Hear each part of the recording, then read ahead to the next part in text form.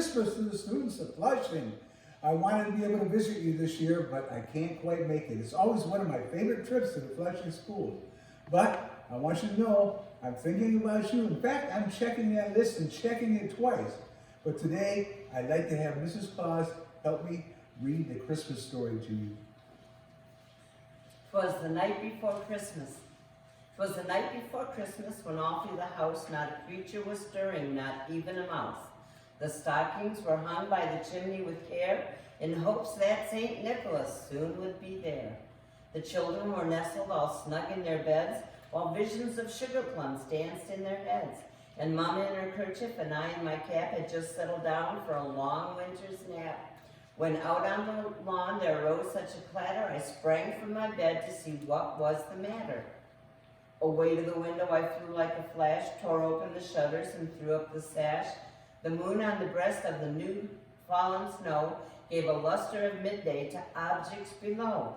When what to my wandering eye should appear but a miniature sleigh and 8 tiny reindeer. With a little old driver so lively and quick, I knew in a moment it must be St. Nick. More rapid than eagles his coursers they came, and he whistled and shouted and called them by name. Now Dasher, now Dancer, now Prancer and Vixen, on Comet, on Cupid, on Donder and Blitzen. To the top of the porch, to the top of the wall, now dash away, dash away, dash away all.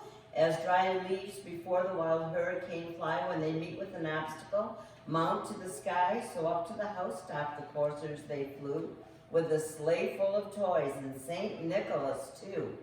And then in a twinkling I heard on the roof the prancing and pawing of each little hoof.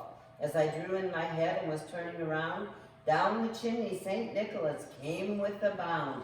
He was dressed all in fur from his head to his foot, and his clothes were all tarnished with ashes and soot.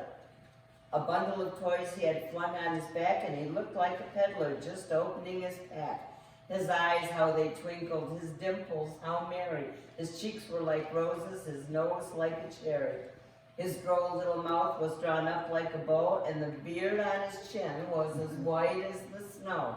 The stump of a pipe he held tight in his teeth, and the smoke it encircled his head like a wreath. He had a broad face and a round little belly that shook when he laughed like a bowl full of jelly. He was chubby and plump, a right jolly old elf, and I laughed when I saw him in spite of myself. A wink of his eye and a twist of his head soon gave me to know I had nothing to dread.